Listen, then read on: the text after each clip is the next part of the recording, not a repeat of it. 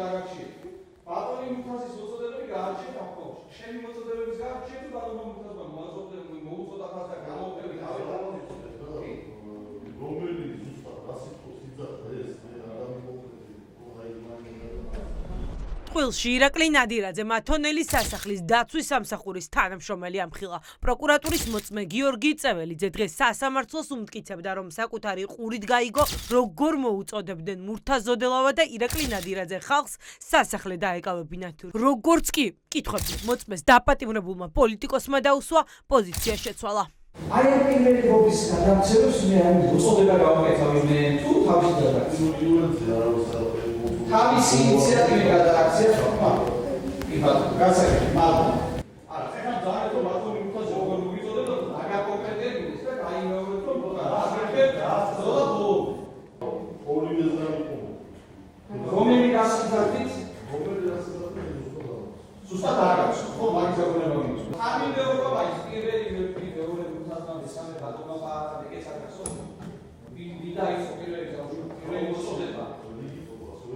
იმ ხაოსში ხაოსი იყო მაგას ამბობენ ხაოსი იყო სახელმწიფო დაცვის სამსახურის თანამშრომელმა დღეს პრაქტიკულად პროკურატურის ვერსია ჩამოშალა. გიორგი წეველიძემ ბრალდებული ჩხვირკია საპასუხო თქვა, რომ ღობის გარდა სასახლის არც ერთი ინვენტარი არ დაზიანებულა.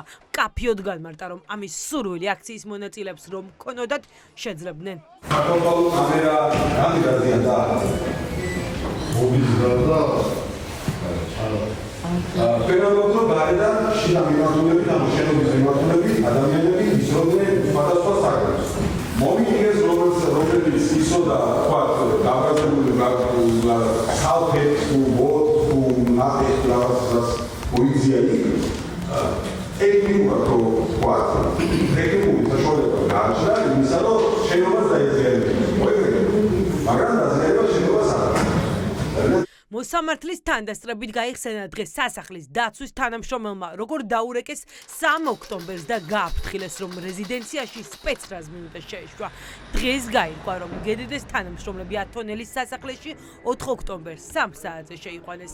დღეს დადასტურდა, რომ იმ დროს, როდესაც ხალხი ათონელის სასახლეს მიადგა, იქ სპეცრაზმი იყო, თუმცა დროულად არ გამოიყვანეს, ანუ მოქალაქეებს მახე დაუგეს. აცადეს, ვიდრე ღობი არ გადავარდებოდა და შენობიდან შემდეგ გამოვიდნენ.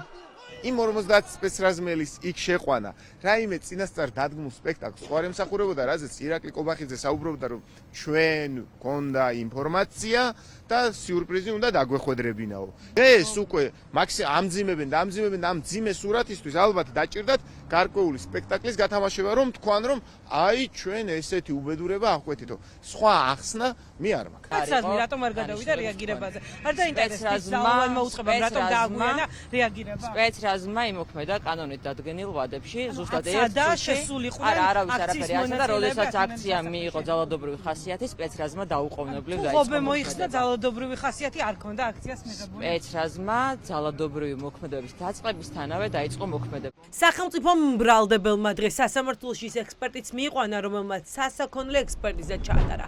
დოკუმენტებით გაირკვა, რომ პროკურატურის ექსპერტები ავტოსახელოსნოში ცდილობდნენ იმის გარკვევას, რა დაჯდებოდა სასახლის ღობის რკინის კონსტრუქციების აღდგენა. სწორედ ეს წერია დასკვნაში, რომელსაც ხელს 4 ექსპერტი აწერს. ექსპერტიზის დასკვნა, რომელიც ფორმალურად არის მომზადებული კონკრეტულ ობიექტზე და ექსპერტიზამ შეაფასა ზიანი და მისი ხარისხი და ღირებულება, სინამდვილეში არის გადმოწერილი ავტოსაგზაო შემთხვევის დროს მომზადებული ექსპერტიზის დასკვისგან, სადაც მაგალითისთვის წერია, რომ იმისთვის რომ გაერკვია ექსპერტიზას ზიანის, ვთქვათ, შეეფასებინა ზიანი, ამისთვის მიმართეს ავტოსახელოსნოებს და თურმე ავტოსახელოსნოებში გაარკვიეს ღირებულება დაზიანებული ნივთებისა, რაც ბუნებრივი არის სრული აბსურდი და ტყუილი. შოთა თუთბერიძეს დღეს ხდომათა დარბაზში პროკურორი თამარ ბეჟუაშვილი დაუპირისპირდა. ხმაური მას შემდეგ დაიწყო, რაც ადვოკატმა თქვა, რომ სახელმწიფო მბრალდებლებს სინდისი არ აწუხებთ.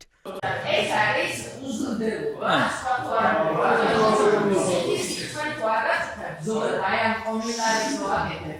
ძალიან დიდი პრობლემა და სინდისზე უსიტისობაზე.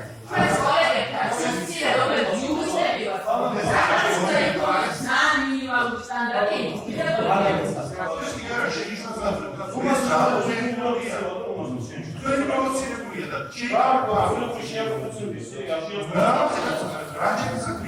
ძალიან შეიძლება რაციონალური ის მხარესთან აი ამ კონკრეტულ სასახლის ღობის საქმეზე დღეს დაზარალებული სპეცრაზმელიც გამოიკითხა. იოსებ როსტიაშვილის ხდომათა დარბაზშიც ვერ მალავდა აგრესიას. თქვა, რომ მან თავი შეურაცხყოფილად იგრძნო, რადგან აქციის მონაწილეები ქვეყნის გრევაში იღებდნენ მონაწილეობას და თან სპეცრაზმს ხალხის მხარეს გადასვლას სთხოვდნენ.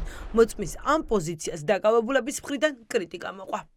მე მესმის რომ ვიღაცას დედა შეგაკვირდეს გაგანაცვლოს რაღაცა სუდი გითხრას ძალიან სუდი არასოდეს ეს აქციებს ხარს არ დაუჭერდა ამაზე ბატონ იოსებმა გააკეთოს კომენტარი მე ვფეხანას ვამბობ რაღაცას ვამბობ მაგის გადასაწყვეტი არა პოლიცია თავის მოვალეობა უნდა შეეძლო რომელიმე ჩვენგანი დაიკახე ჩვენი ყოფის დროს მე წინაზე ვსწრებ კონკრეტული ადამიანები რომელსაც ვამბობ ციგნი და ასე არგვინდა ეს რადიკალიზება და ხალხთა პოზიციის ჩამოყალიბება, რომ აი რაღაც ადამიანი აქციაზე არის ქვეყნის დამამჯერებელი აშლილება მონეზე ასე პოლიტიზება პოლიციის. თქვენ პოლიციის ფიცი გახსოვთ პოლიციის გიძებია, ხო?